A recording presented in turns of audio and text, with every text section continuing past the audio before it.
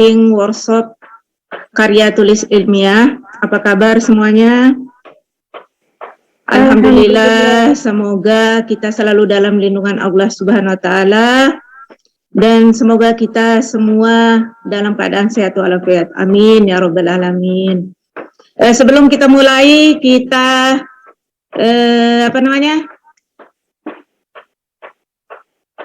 kita gemakan dulu akpainya. Ya. Apa kabar akpai? Profesional, rahmatan lil alamin, Allahu akbar. Apa kabar akpai? Profesional, rahmatan lil alamin, Allahu akbar. Terima kasih. Kan disuruh itu, enggak boleh bicara.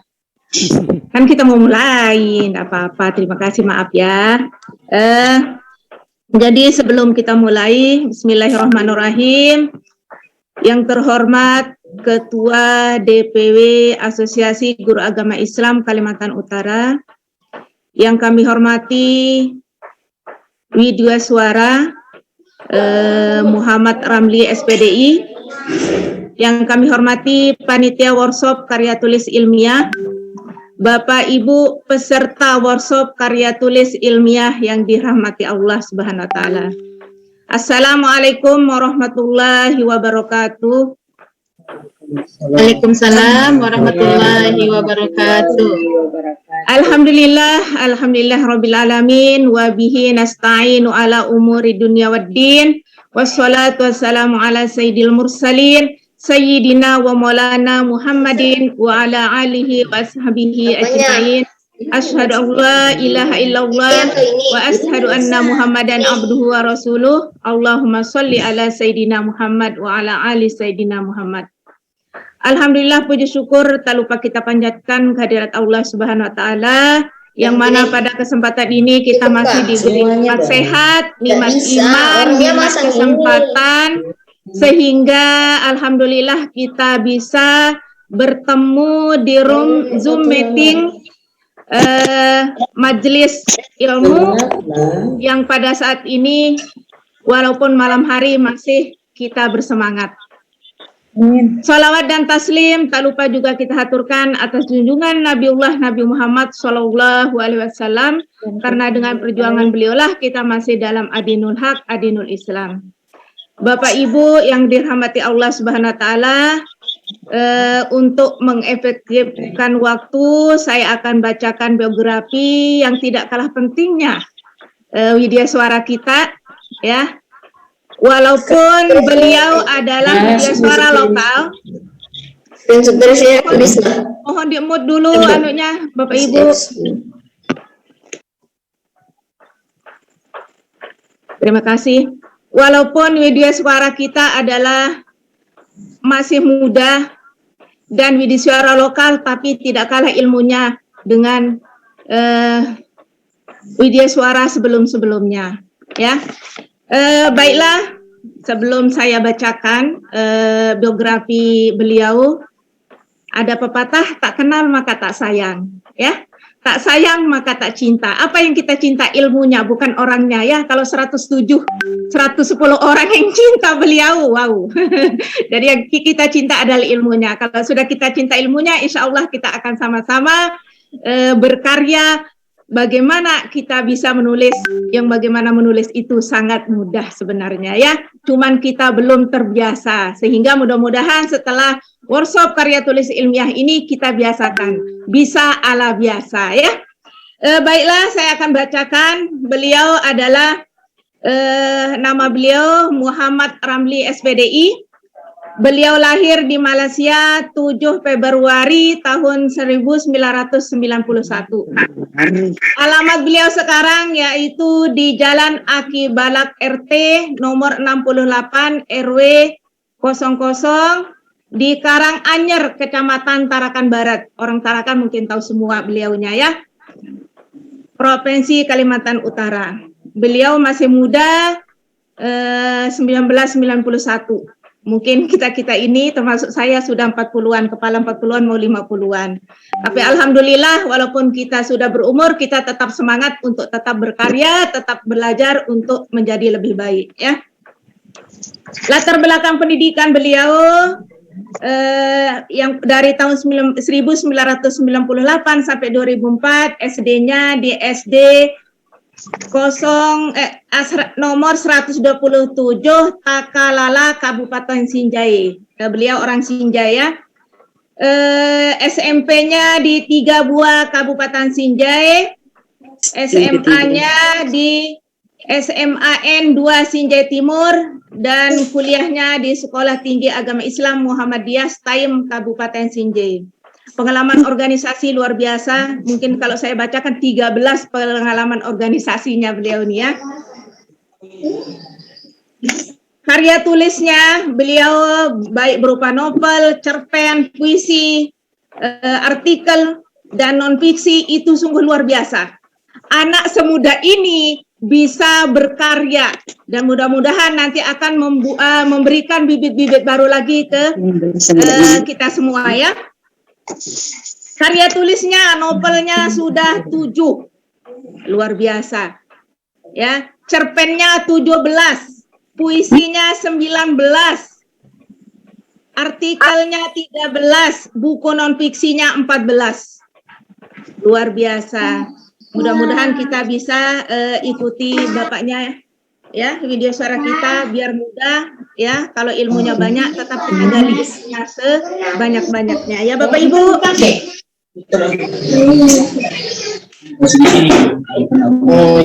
Mungkin saya tidak akan bacakan satu persatu karya tulis beliau untuk mengingatkan waktu. Ini kan sudah malam, supaya kita tidak sampai larut malam nanti. Mungkin alangkah baiknya kita langsung serahkan ke beliau, yaitu materi yang akan disampaikan. Menulis itu mudah ya.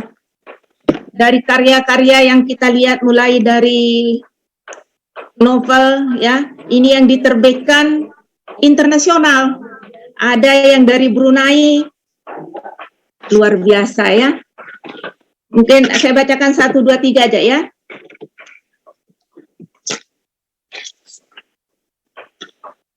Ini cerpen Peona, ini dari diterbitkan di majalah Bahana Brunei Darussalam, luar biasa. Terima kasih Muhammad Ramli, mudah-mudahan kita bisa menimba ilmunya ya, walaupun kami sudah tua, tapi tetap kami juga mau belajar. Karena beliau ini adalah sosok yang panutan Kaltara yang mampu menjadi viewer, menjadi inspirasi banyak orang, sehingga kita bisa mengikuti jejak beliau. Nanti apa yang disampaikan mudah-mudahan bermanfaat bagi kita semua ya, bisa kita aplikasikan dalam kehidupan sehari-hari.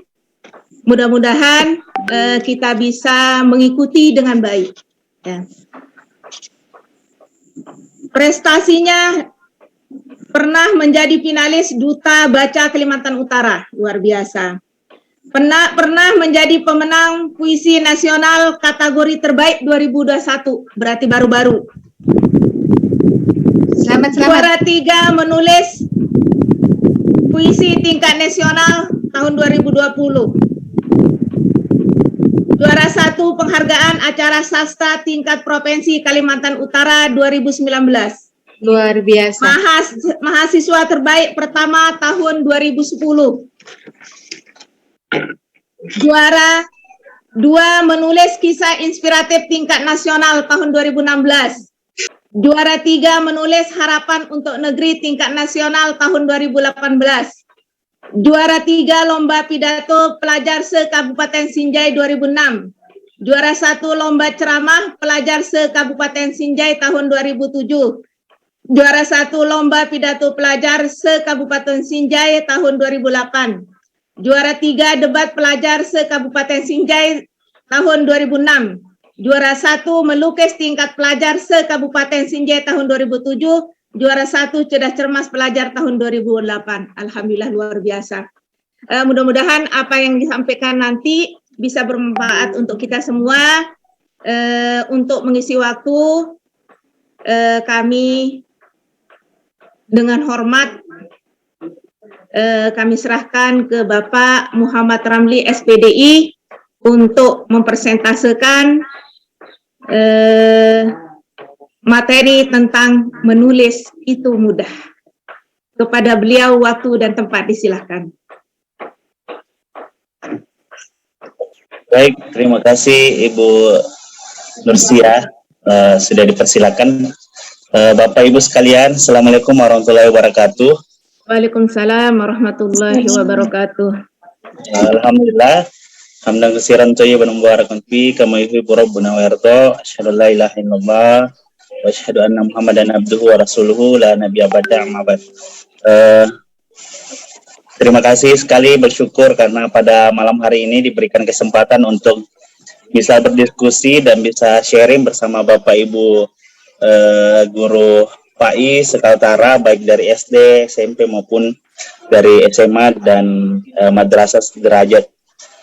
Seyogyanya kegiatan kita ini dilaksanakan pada siang atau sore hari, cuma karena bertepatan juga dengan kuliah perdana saya hari ini, sehingga saya minta kepada Pak Sudarmin untuk digeser di malam hari. Alhamdulillah, terima kasih antusias kepada Bapak Ibu yang masih bisa meluangkan waktunya pada malam hari ini.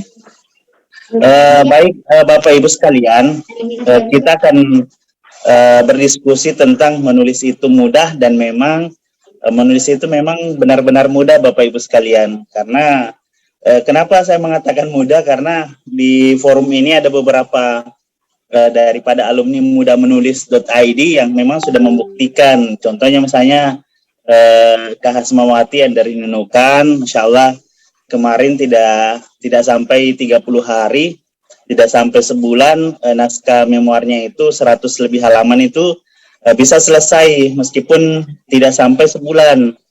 Meskipun di awal mungkin merasa susah, berat karena beberapa tugas dan agenda yang dilaksanakan, tapi Kak Asmawati ini berhasil untuk menuliskan satu buku kurang lebih dari sebulan ataupun beberapa hari. Kemudian Luar ada biasa. Terima kasih. Itu karena mentornya.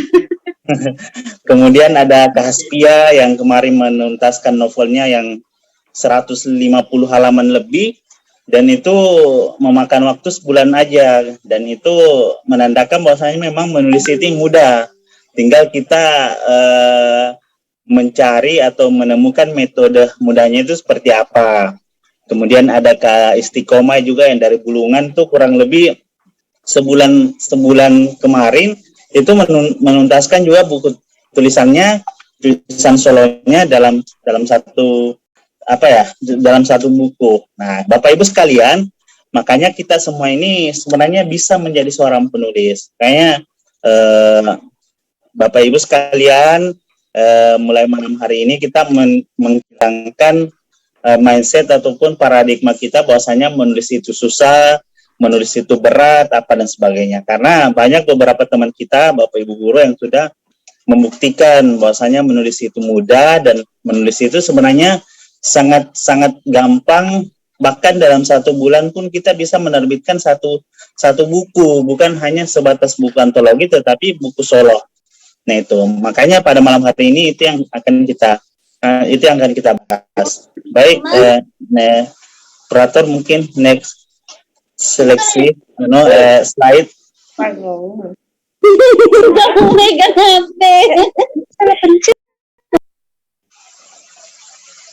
Oke, bisa dilanjutkan slide-nya. Sebentar, nak mau gerak.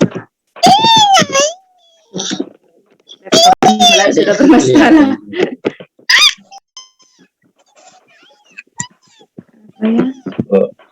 Sebentar, Nak. Bapak Ibu sambil kita Jadi di awal saya mau menyampaikan bahwasanya setiap kita bisa menulis dan setiap kita bisa menjadi atau menerbitkan sebuah buku, dan itu sangat mudah sekali Bapak Ibu sekalian. Jadi mungkin Pak Suwardi atau Pak Muiz juga pernah memberikan materi atau akan memberikan materi tentang teknik menerbitkan buku, dan itu sangat mudah sekali, apalagi kalau cuma buku yang ber-ISBN. Nah, mungkin bisa lanjut slide-nya, Kak. Ada kelihatan? Sudah? Ya, nah sebelum kita lanjut, Bapak Ibu sekalian, kita mendefinisikan dulu apa sih sebenarnya itu menulis, supaya kita memiliki paradigma yang sama tentang menulis itu seperti apa.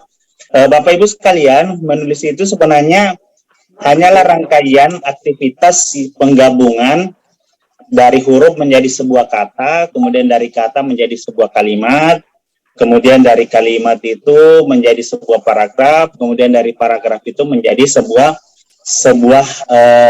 naskah, dari naskah itu menjadi naskah yang utuh. Jadi menulis itu adalah penggabungan antara ide tulisan kita ataupun inspirasi yang kita dapatkan ataupun apa yang kita lihat di sekeliling kita, itu bisa menjadi sebuah ide tulisan kita, sehingga melalui semua itu bisa menjadi sebuah ide-ide tulisan kita. Nah, kemarin kalau tidak salah Pak Muiz sudah menjelaskan tentang teknik daripada bagaimana menemukan ide. Nah, pada malam hari ini kita akan mereview kembali dengan konsep yang mudah, gimana sih caranya untuk mendapatkan ide tulisan, kemudian dari ide tulisan itu kita ramu menjadi sebuah outline atau kerangka menulis. Jadi pada malam hari ini kita tekniknya adalah teknik diskusi, kemudian teknik pendampingan. Jadi kita berharap dari ratusan peserta malam hari ini minimal dari 50% lah bisa menerbitkan buku solo dengan teknik pendampingan kita semua. Jadi output daripada workshop karya tulis ilmiah ini, bagaimana Bapak Ibu sekalian bisa menerbitkan satu buku tahun inilah, karena kita sudah menemukan konsepnya. Makanya nanti saya share juga, kalau Pak Muiz dan Pak Suhari mungkin memberikan tugas, mungkin nanti konsep yang saya terapkan adalah konsep pendampingan aja, supaya lebih fleksibel. Konsep pendampingan kita, kalau ada yang kurang dipahami langsung ditanyakan, ketika ada yang kurang dimengerti langsung kita bimbing, sehingga Bapak Ibu sekalian yang mengikuti workshop kepenulisan pada malam hari ini benar-benar bisa melahirkan sebuah karya. Nanti tinggal Bapak Ibu sekalian yang menentukan mau karyanya dalam bentuk fiksi seperti novel kah, memoir kah, atau puisi, atau bentuk pembelajaran dan sebagainya. Itu tergantung dari Bapak Ibu sekalian. Nah, selanjutnya hal-hal yang perlu kita pahami dari kategori menulis. Apa itu? Hal-hal yang perlu kita pahami. Oke, next selanjutnya Kak. Hal-hal yang perlu dipahami. Pertama, kita harus memahami bahwasanya proses menulis itu adalah sebuah proses. Menulis itu adalah sebuah proses akumulasi atau penggabungan dari kesabaran dan latihan terus-menerus. Jadi menulis itu adalah proses kesabaran kita untuk terus latihan. Karena kenapa? Proses menulis itu bukan bakat yang sudah ada sejak lahir. Jadi proses kebiasaan kita atau bisa menulis itu, Bapak Ibu sekalian, bukan bakat sejak lahir, tetapi itu adalah proses latihan kita, proses latihan dari satu latihan ke latihan yang lainnya, sehingga kita bisa menerbitkan atau menulis sebuah buku. Contoh misalnya, Bapak Ibu sekalian, kita pasti melalui sebuah proses di mana sebelum kita berdiri, kita melalui proses dari merangkak, kemudian belajar untuk berdiri, jatuh, berdiri lagi, jatuh, dan sebagainya. Sama dengan menulis sebuah buku, Bapak Ibu sekalian. Jadi proses latihan kita yang mungkin di tulisan pertama kita mungkin tidak terlalu bagus, kemudian mungkin di tulisan kedua kita sudah mulai terlihat kualitasnya, proses ketiganya, 4, 5, dan sebagainya, hingga kita benar-benar bisa menuliskan sebuah karya tulis yang lebih bagus lagi. Dan itu terbukti ketika misalnya Kak Hasmawati, kemudian Kak Asfia, kemudian Kak Istiqomah yang mungkin di awal-awal kepenulisan menulis apa aja, apa aja dulu. Kemudian setelah kita review, kita mengkritisi tentang penulisannya setiap bab yang dikirim, baru dievaluasi, oh ternyata kurangnya Kak Hasbia Asmawati di sini, kurangnya Kak Hasbia di sini, kurangnya Kak Istiqomah di sini. Nah, itu. Kemudian yang paling penting Bapak Ibu sekalian, hal yang perlu kita pahami dari seorang penulis itu memiliki pengaturan waktu. Nah, untuk konsep pengaturan waktu ini akan kita bahas juga tersendiri tentang kenapa sih bisa Kak Asmawati bisa menulis satu buku dalam 1 bulan. Padahal tetap bisa mengajar, tetap bisa melakukan aktivitas di rumah, tetap bisa melakukan aktivitas rapat dan sebagainya. Ternyata salah satu konsepnya adalah dari pengaturan waktunya itu sendiri, sehingga itu akan kita bahas juga nantinya. Nah, selanjutnya ada penulis itu yang perlu dipahami, mereka selalu punya banyak ide. Makanya Bapak Ibu sekalian, kita tidak ada alasan lagi untuk saya tidak menulis karena tidak punya ide tulisan. Nanti kita akan bahas gimana sih konsep untuk mengikat ide. Kita review lagi konsep materi yang sudah disampaikan oleh Pak Muiz kemarin. Baik, Bapak Ibu sekalian, kita langsung masuk kepada hal kenapa menulis itu mudah. Nah, hal yang pertama, kenapa menulis itu mudah? Yang pertama adalah ketika kita memiliki strong why. Nah, apa itu strong why Bapak Ibu sekalian? Strong why itu adalah alasan kita atau motivasi kita kenapa kita harus menulis. Nah, ini harus dipahami Bapak Ibu sekalian. Jadi sebelum kita menulis, kita harus memiliki strong why. Contoh misalnya, saya ini ya Bapak Ibu sekalian, saya mengambil sampel atau contoh dari yang sudah menulis buku ya. Contoh misalnya, strong why atau alasan dan motivasi Kak Asmawati menulis buku kemarin yang judulnya Lubakan dan Kisahnya adalah karena Kak Asmawati ini ingin bagaimana kisahnya di Lubakan ini bisa menjadi inspirasi atau motivasi kepada para pembaca. Maka motivasinya Kak Asmawati menuliskan Lubakan dan Kisahnya ini memberikan gambaran kepada para pembaca, oh seperti ini loh yang seperti ini suasana daripada desa Lubakan. Kemudian seperti ini loh perjuangan saya di desa Lubakan yang harus melalui sebuah proses. Makanya motivasinya memberikan inspirasi kepada para pembaca yang mungkin melalui hal yang sama, bahwasanya mereka tidak sendiri, mereka banyak kok. Mereka selalu mendapatkan dukungan dari orang-orang yang mungkin orang yang tidak dikenal dan sebagainya. Nah, Bapak Ibu sekalian, pada malam hari ini kita ingin menggali bahwasanya Bapak Ibu nantinya ketika nanti menulis sebagai output daripada kegiatan workshop ini adalah tentukan dulu motivasi menulis kita untuk apa. Mungkin Bapak Ibu sekalian ada yang motivasi menulisnya adalah untuk naik pangkat, it's okay, tidak masalah lah Bas. Jadi tidak masalah Bapak Ibu sekalian, mungkin motivasinya atau alasannya menulis buku supaya naik pangkat, tidak apa-apa Bapak Ibu sekalian.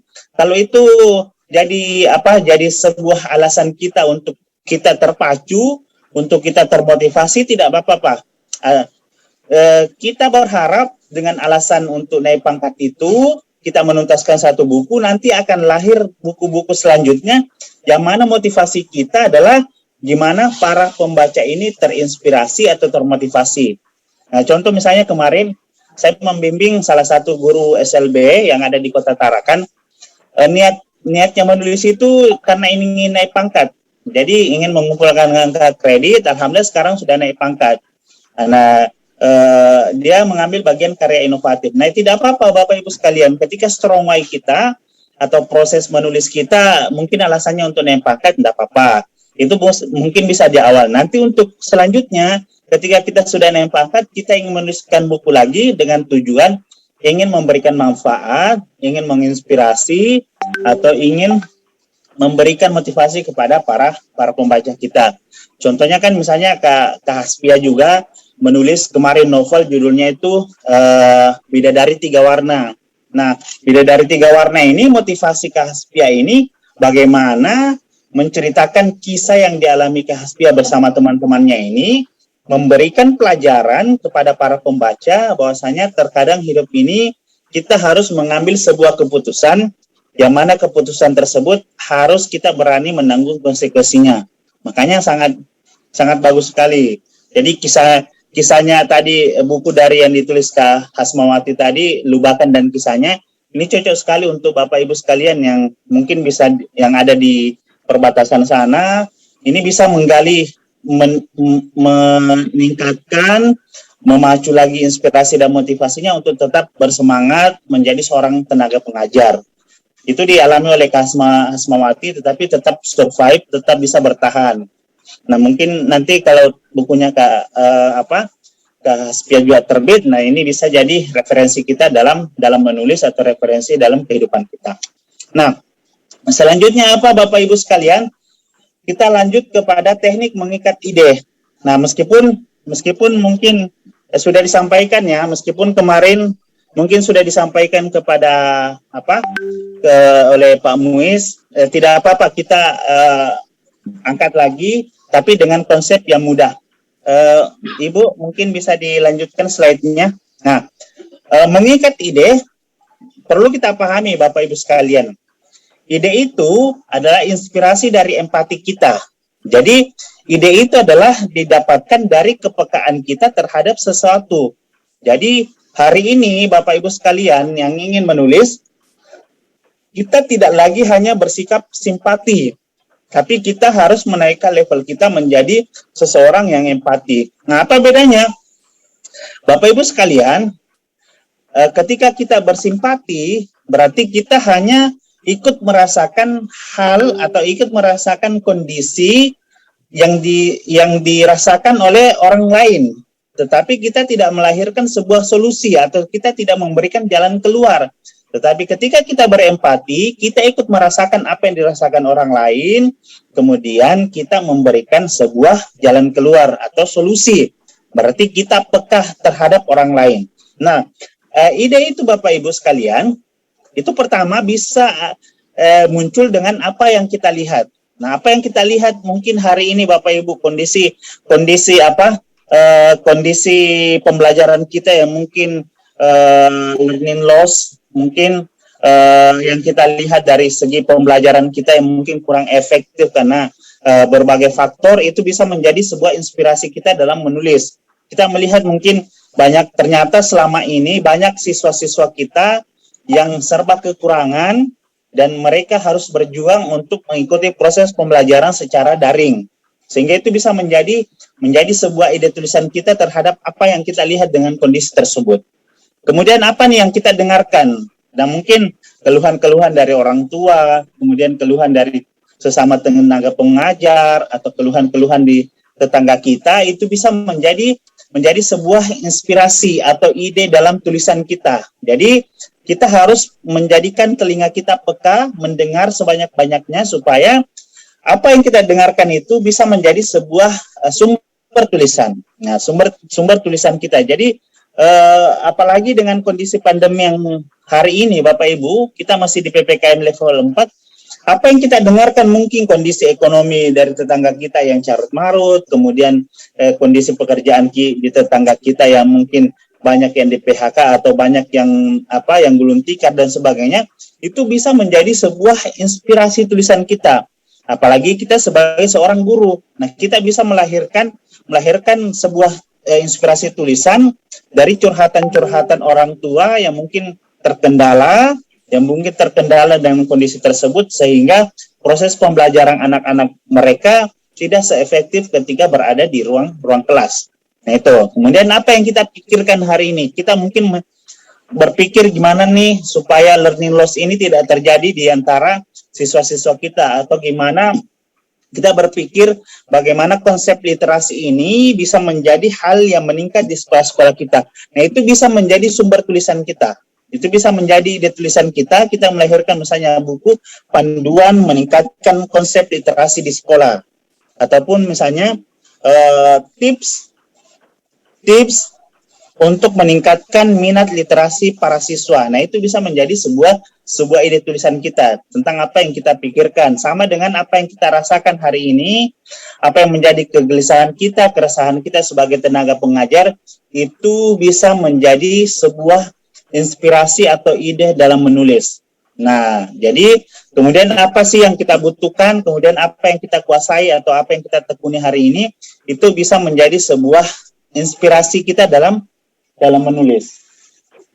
Jadi, Bapak Ibu sekalian, intinya mengikat ide atau melihat atau mendapatkan ide tulisan itu, bagaimana kita menjadi seseorang yang peka dengan apa yang kita lihat, apa yang kita dengarkan, kemudian apa yang kita pikirkan, kemudian apa yang kita rasakan hari ini, kemudian apa yang kita butuhkan, dan apa yang kita kuasai, semua hal itu bisa menjadi ide-ide tulisan kita. Contoh misalnya, Bapak Ibu yang hari ini yang membutuhkan bagaimana konsep pembelajaran yang efektif dan produktif di tengah pandemi. Ini kebutuhan kita.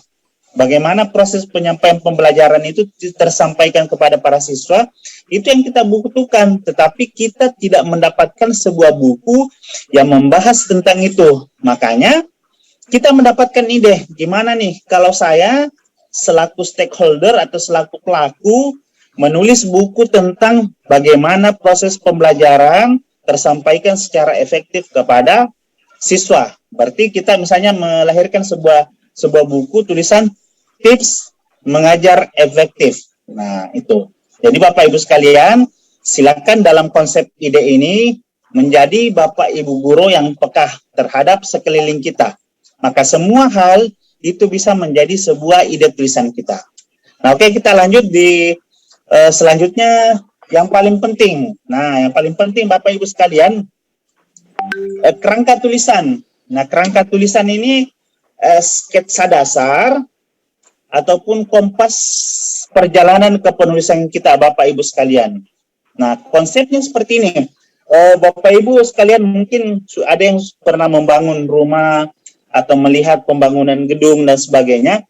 Nah, sebelum pembangunan rumah atau pembangunan gedung itu dilaksanakan atau dilakukan, maka hal paling mendasar yang diselesaikan adalah membuat sketsa. Sketsa dasarnya itu gambaran atau denah ruangan yang ada dalam rumah atau gedung tersebut. Misalnya kamar mandinya di sini, ruang dapurnya di sini, kemudian ruang tamu, teras, ruang keluarga dan sebagainya.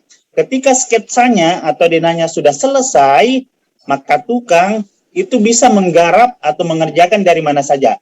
Jadi bisa langsung ruang dapur, bisa langsung teras, bisa langsung kamar mandi, bisa langsung ruang keluarga. Jadi tidak tersistematis.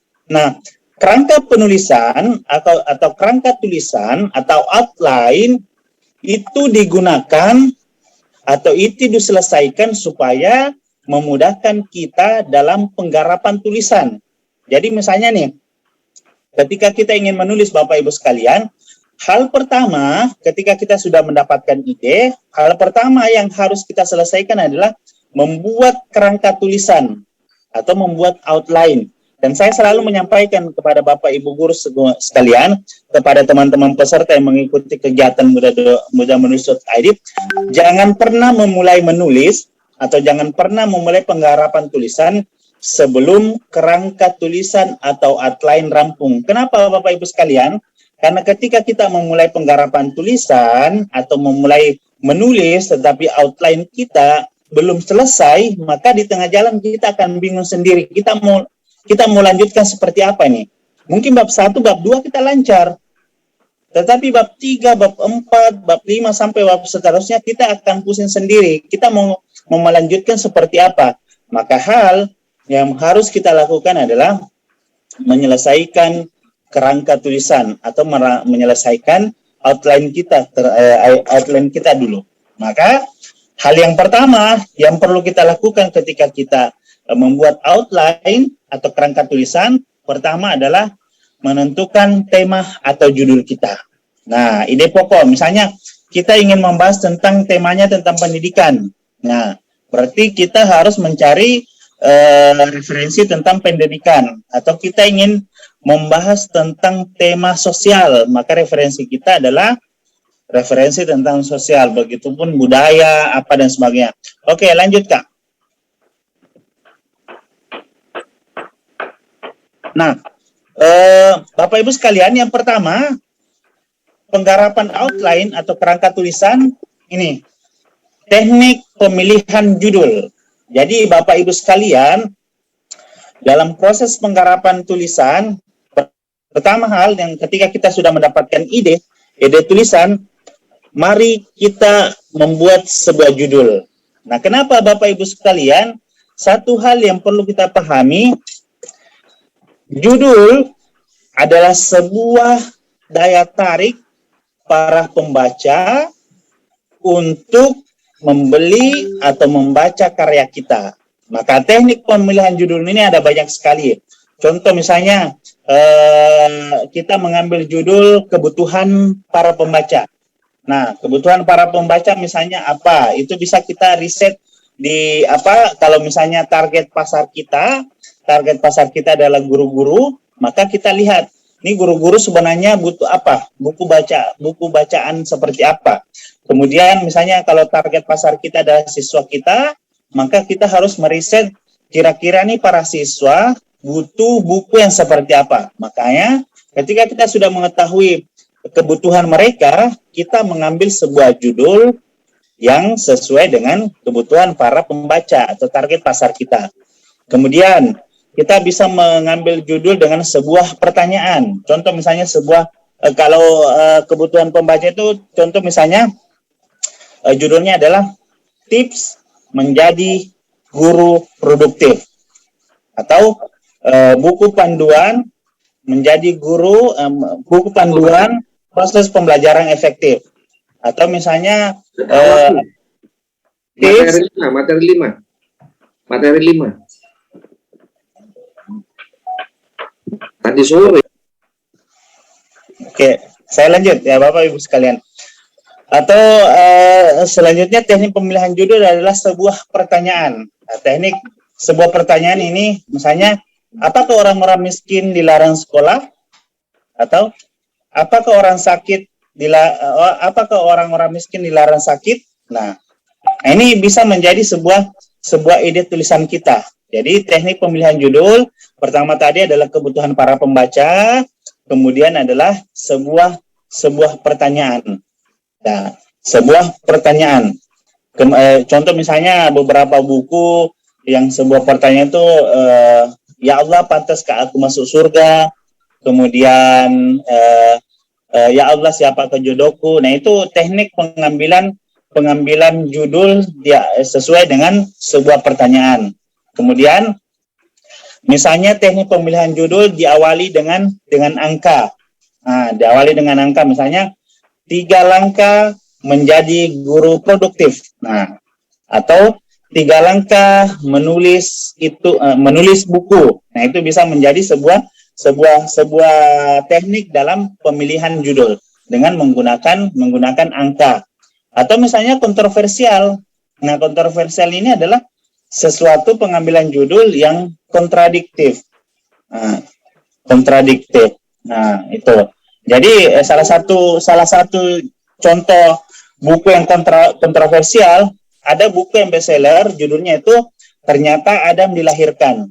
Nah, Ternyata Adam Dilahirkan. Nah, itu adalah salah satu contoh teknik pemilihan judul yang kontroversial, meskipun garapan daripada tulisan itu bukan sebenarnya menjelaskan tentang Adam yang dilahirkan secara maknawi, bahwasanya ada bapak ibunya dan sebagainya. Jadi itu cuma teknik pengambilan judul, pemilihan judul yang kontroversial supaya menarik para pembaca untuk penasaran dengan isinya. Kira-kira apa sih isi dari buku tersebut.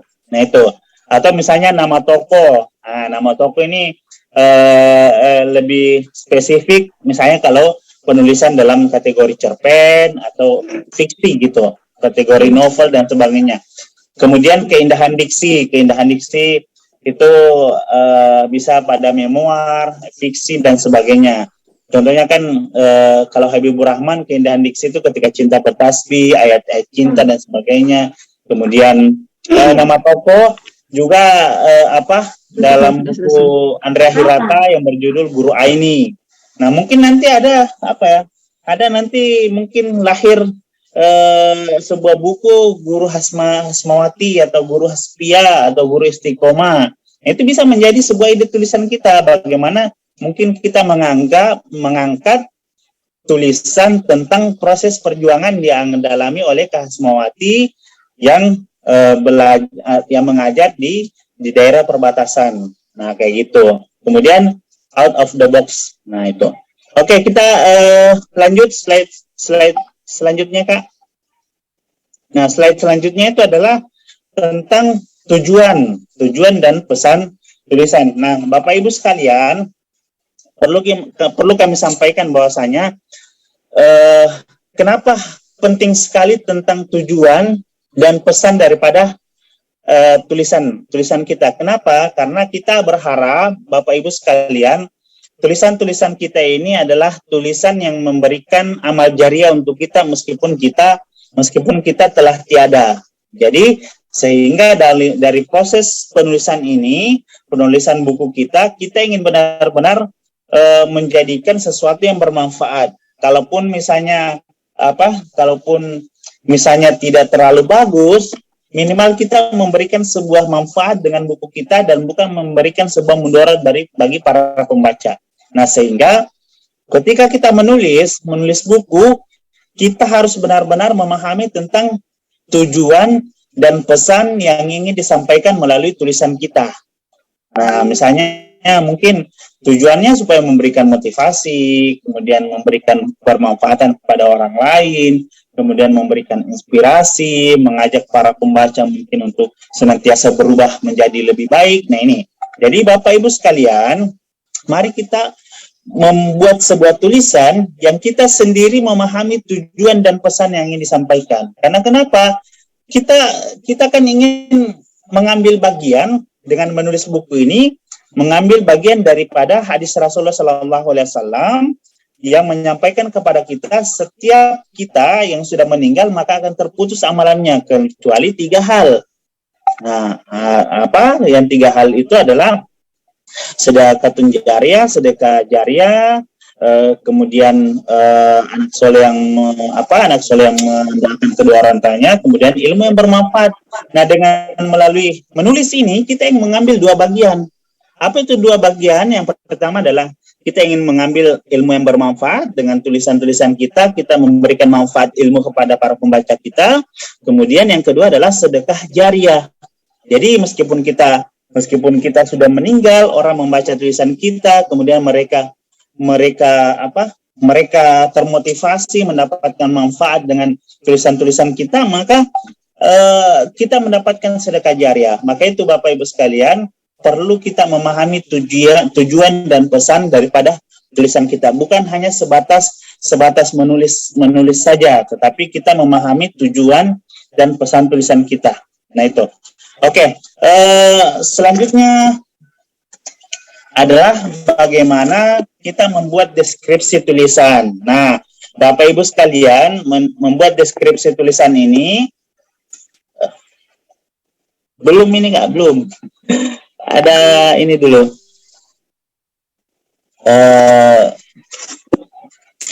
Di atasnya, di bawahnya ya.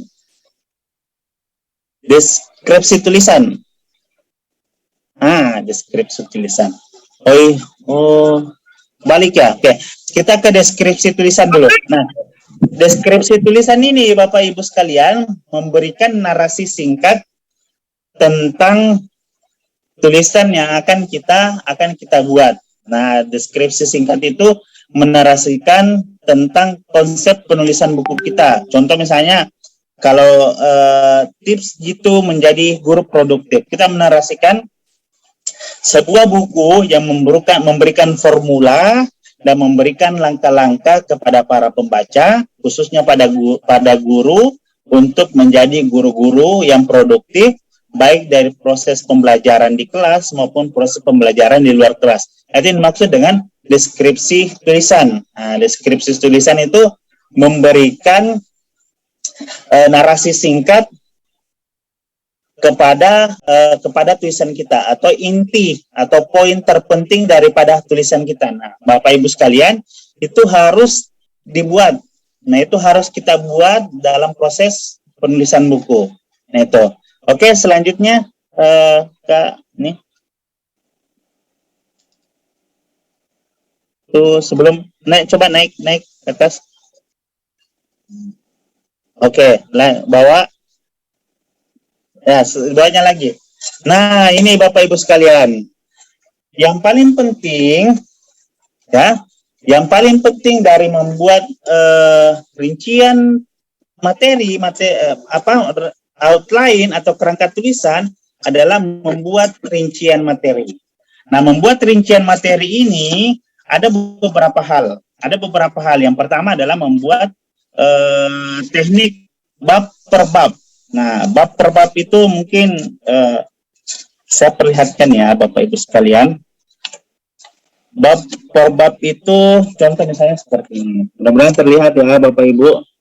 Jadi teknik bab per bab itu, ini misalnya bab pertama. Ini bab pertama membahas tentang ini semua. Kemudian saya bab kedua. Bab kedua ini membahas tentang ini. Itu.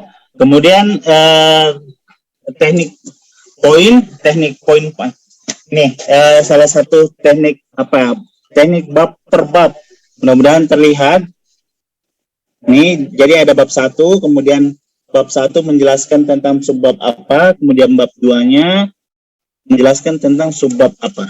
Nanti saya fotokan lah. Nah, kemudian teknik per poin-poin. Teknik per poin-poin itu Bapak Ibu sekalian, teknik per poin itu baik, insya Allah nanti di-share.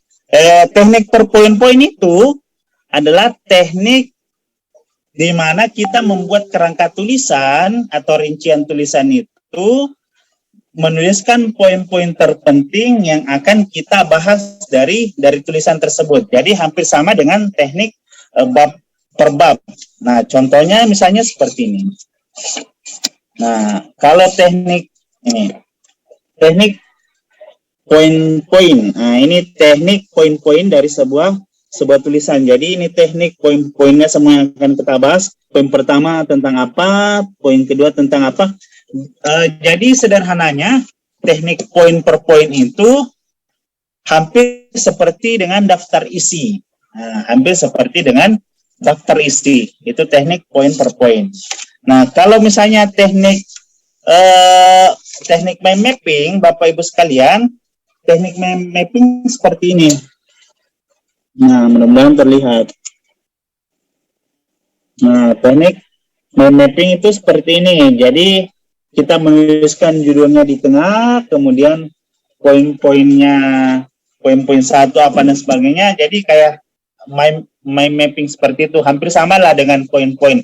Cuma dia lebih apa ya? Lebih artistik. Nah, lebih apa ya? Lebih kepada seperti gambaran-gambaran seperti itu. Nah, kemudian teknik tabel, nanti ada contohnya teknik tabel.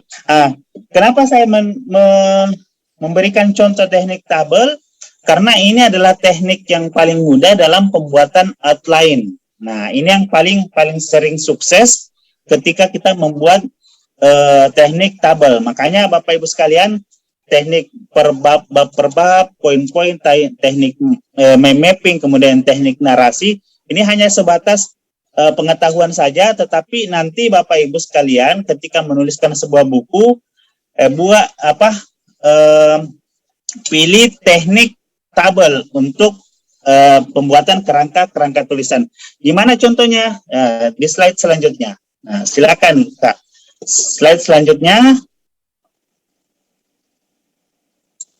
Nah, ini yang saya maksud Bapak Ibu sekalian. Teknik membuat rincian tulisan atau teknik membuat outline dengan tabel jadi seperti ini.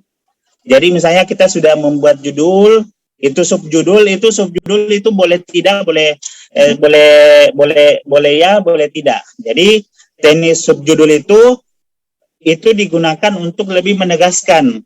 Misalnya menjadi contoh, misalnya judulnya adalah menjadi guru produktif. Subjudulnya 30 langkah menjadi guru yang dicintai. Nah, kemudian tujuan atau pesannya, kemudian deskripsinya, kita mendeskripsikan. Nah, tabelnya ini Bapak Ibu sekalian, ini tabelnya, misalnya nomor 1 bab tentang apa, kemudian subbabnya tentang apa, rincian materi itu seperti kita menjelaskan secara ringkas tentang bab yang akan kita bahas, kemudian target halamannya berapa, keterangan ini adalah daftar referensi yang kita ambil. Misalnya dari bab 1 ini kita mengambil referensi dari buku ini. Jadi nanti ditulis di sini supaya ketika pembuatan daftar pusaka kita tidak kelabakan. Kita sudah ada referensinya.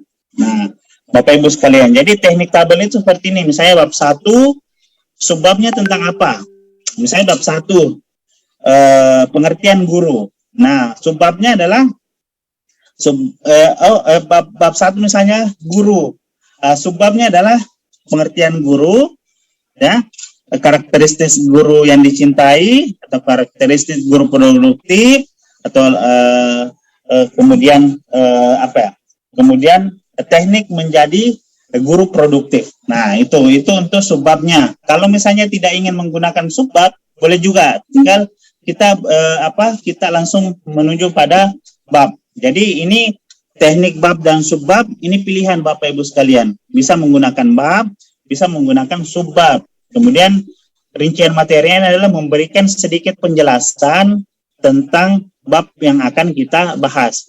Kemudian halamannya bebas ya Bapak Ibu sekalian. Ini halamannya mungkin bisa 1, mungkin bisa 3. Ini cuma perencanaan. Kalaupun misalnya kita menuliskan halamannya di situ 3, ternyata setelah kita penggarapan ada 5, tidak apa-apa. Karena kan hanya sebatas perencanaan, supaya kita bisa mengkalkulasikan bahwasanya nanti buku kita ini sekian halaman. Nah, kayak gitu. Nah, untuk teknik tabel ini, saya selalu menyampaikan kepada teman-teman yang ada di mudamenulis.id, dicukupkan sampai 30. Kenapa dicukupkan sampai 30? Supaya kita ada ada target satu hari itu menyelesaikan 1 bab. Nah, misalnya kalau ada 30 bab, berarti otomatis kita kalau sudah berkomitmen selama 30 hari ini 1 buku sudah selesai. Karena kenapa? 1 hari kita menyelesaikan 1 bab. Berarti hari kedua menyelesaikan bab kedua, hari ketiga menyelesaikan bab ketiga. Sampai hari ke-30 kita menyelesaikan bab 30. Nah, jadi kita menyelesaikan dengan target yang jelas. Nah, target yang jelas. Nah, jadi itu untuk penjelasan membuat sebuah outline atau kerangka tulisan. Nah, gimana sih supaya outline dan penggarapan tulisan kita itu bisa sukses? Kita masuk pada tahap penggarapan. Nah, tahap penggarapan apa itu? Tahap manajemen waktu. Oke. Silakan slide selanjutnya, Kak. Nah, ini Bapak Ibu sekalian, sangat-sangat wajib Bapak Ibu sekalian yang ingin menulis sebuah buku harus memiliki time management. Nah, ini misalnya contohnya, ini yang saya ambil contoh ini kan pada bulan Juli dan bulan Agustus. Misalnya kita memulai pada tanggal 12, maka nanti akan tanggal 12 Juli, maka berakhir juga pada tanggal 12 Agustus. Jadi ada satu bulan kita menyelesaikan. Jadi Bapak Ibu sekalian yang nanti ingin menulis sebuah buku dengan konsep targetnya misalnya 1 bulan atau 2 bulan, wajib untuk memiliki time management seperti ini. Jadi Bapak Ibu silakan buat seperti ini. Kalau sekarang ini kita akan masuk pada bulan Oktober, maka Bapak Ibu sekalian membuat bulan Oktober misalnya tanggal 1, berarti tanggal 1 Oktober sampai tanggal 30 Oktober kita membuat time management seperti ini. Kemudian kita menempelkan Bapak Ibu sekalian, di mana kita tempel di dinding tempat kita menulis. Kalau misalnya di kamar kita punya meja kerja, kita tempel nih di depan meja kerja kita supaya setiap kali kita menulis, kita sudah punya target atau rencana. Oh, sekarang hari ketiga, berarti target saya adalah menggarap bab ketiga. Nah, misalnya sudah hari kelima, berarti saya harus menggarap bab kelima. Nah, kemudian make your habits. Nah, make your habits ini adalah Bapak Ibu, kita membangun sebuah kebiasaan menulis. Bapak Ibu sekalian, menulis itu bukan mencari waktu luang, tetapi kita meluangkan waktu. Kita pun memiliki waktu yang sama 24 jam. 24 jam siang dan malam Bapak Ibu sekalian. Maka dari 24 jam itu kita alokasikan waktu menulis. Misalnya khusus untuk kita menulis misalnya 1 sampai 2 jam atau 2 jam sampai 3 jam. Nah, make your habits ini silakan Bapak Ibu sekalian pilih di kolom pagi atau kolom siang atau kolom malam. Nah, misalnya kalau pagi ditentukan nih Bapak Ibu sekalian, kalau memilih misalnya pagi ditentukan mulai dari jam berapa sampai jam berapa supaya kita punya kebiasaan. Supaya ketika kita melihat oh pagi jam 7, oh waktunya saya menulis sampai jam 9. Atau misalnya di siang hari kita memiliki waktu yang luang mungkin di siang hari, berarti kita mentargetkan oh siang itu saya menulis dari jam 2 sampai jam 4. Nah, kalau begitu pun misalnya malam di sini Bapak Ibu bisa pada Isya ataupun sebelum subuh. Nah, itu bisa. Jadi Bapak Ibu, time management ini atau pengaturan waktu ini bagaimana setiap Bapak Ibu sekalian itu memiliki kebiasaan menulis. Nah, bagaimana cara membangun kebiasaan menulis itu? Kita berkomitmen untuk menulis setiap hari. Nah, bagaimana caranya? Kita pilih pagi, siang, malam. Jadi, dari Bapak sekalian, Bapak Ibu sekalian, silakan pilih nanti waktu menulisnya. Karena setiap kita beda-beda nih Bapak Ibu sekalian. Ada yang mungkin pada pagi hari itu fresh untuk menulis. Ada yang mungkin di siang hari ada banyak idenya, atau ada mungkin di malam hari atau habis sholat tahajud. Misalnya Bapak Ibu sekalian, saya ini ya bukan untuk mengangkat Hasmawati atau mungkin bukan untuk membuat Hasmawati wah enggak Bapak Ibu sekalian, tapi saya mengetahui bahwasanya Hasmawati salah satu kuncinya menyelesaikan naskahnya itu Hasmawati itu sebelum menulis sholat tahajud dulu. Jadi Hasmawati itu make your habit-nya atau kebiasaan menulisnya itu sholat tahajud dulu kemudian menulis. Jadi Hasmawati memilih menulis itu pada ujung malam atau malam hari, dini hari. Jadi Bapak Ibu pun bisa, terserah Bapak Ibu nanti bisa memilih apakah nanti nulisnya mungkin sama seperti Hasmawati yang sholat tahajud dulu baru menulis sampai menunggu waktu sholat subuh, atau mungkin setelah sholat subuh baru menulis sampai waktu duha. Nah, itu tergantung dari Bapak Ibu sekalian. Intinya pengaturan waktu ini bagaimana kita bisa memiliki kebiasaan menulis. Nah, selanjutnya Bapak Ibu sekalian, ini materi terakhir mungkin sebelum kita masuk dari prosesi tanya jawab. Mengatasi orator block. Nah, apa itu orator block Bapak Ibu sekalian? Ini saya sampaikan, orator block itu adalah siapapun, apakah itu penulis pemula atau penulis yang sudah lama, pasti mengalami yang namanya orator block. Apa itu orator block? Orator block itu adalah titik kebuntuan atau titik stagnan di mana para penulis ini mereka tidak tahu lagi apa yang harus ditulis. Apa yang harus ditulis? Mereka tidak tahu lagi. Misalnya bab 1 ini buntu sudah, tidak tahu lagi untuk menulis seperti apa. Nah, apa yang bisa kita lakukan? Yang pertama, jangan memaksa otak kita untuk berpikir lebih keras lagi Bapak Ibu. Ketika misalnya kita menemui titik kebuntuan, pertama kita berhenti sejenak.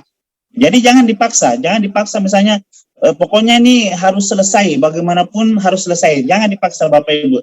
Silakan berhenti sejenak, kemudian bisa memilih aktivitas seperti apa. Misalnya kita membaca buku yang sejenis sesuai dengan yang kita garap tulisannya. Ketika kita menggarap tentang guru, kita mencari buku-buku yang membahas tentang guru. Nah, kita baca buku. Atau misalnya kita berdiskusi. Kita berdiskusi kepada orang lain. Kemudian kita bisa refreshing, jalan-jalan ke tempat yang bisa memberikan inspirasi atau suasana yang nyaman. Mungkin bisa di pantai yang ada pantai dekat rumahnya, atau mungkin bisa ke toko buku yang ada toko buku dekat rumahnya, atau misalnya ke danau, ke gunung dan sebagainya. Kemudian bisa nonton film atau video motivasi yang bisa memacu atau meningkatkan motivasi kita. Kemudian setelah selesai semua hal itu dilakukan, barulah kita membuka laptop. Kita buka laptop lagi, kita nulis lagi. Nah, jadi ketika kita menemui titik kebuntuan, Orator Block jangan memaksa, tetapi refreshing, melakukan hal-hal yang bisa meningkatkan motivasi kita. Oke, Bapak Ibu sekalian, selanjutnya ini ada bonus aja. Silakan, Kak, ini saya baca cepat. Selanjutnya ada kerangka tulisan atau outline, bagaimana cara membuat outline untuk cerpen, novel dan memoir, kemudian puisi. Nah, ini bisa nanti dibaca setelah di-share. Nah, itu untuk apa? Itu untuk bonus aja. Dan intinya ketika kita menulis, intinya cuma satu. Intinya adalah mulai aja dulu. Nah, itu Bapak Ibu sekalian, inti daripada mudah menulis itu mulai aja dulu.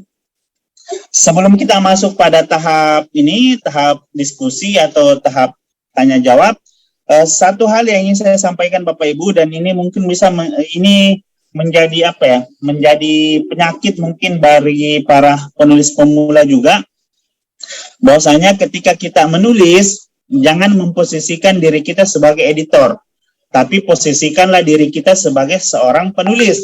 Nah, apa maksudnya? Ketika kita memposisikan diri kita sebagai editor, Bapak Ibu sekalian, ketika kita menulis satu paragraf, kita baca satu paragraf tersebut, kemudian kita menghapus. Kenapa kita hapus? Karena kita merasa ini kurang nih. Aduh, kayaknya tulisan saya ini kurang, hapus.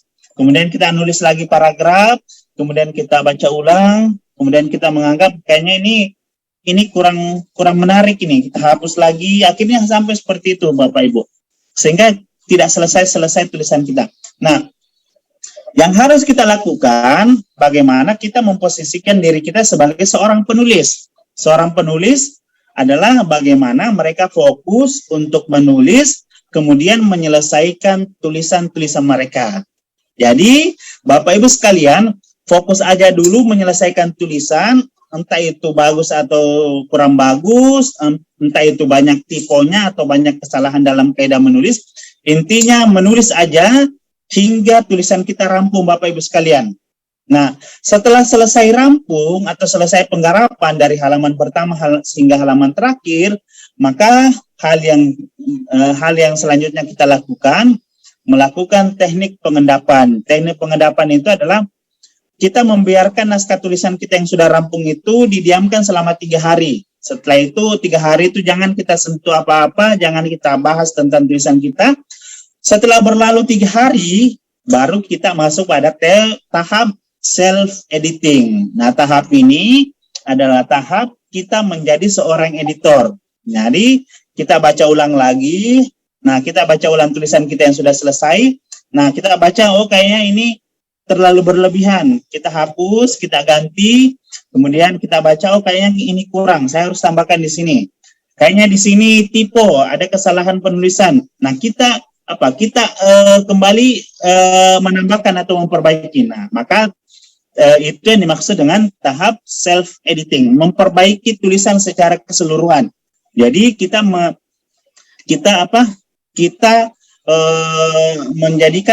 menjadikan diri kita sebagai seorang editor dalam tahap self-editing, sehingga Bapak Ibu sekalian kita meminimalisir atau mengurangi kesalahan-kesalahan yang sering berulang.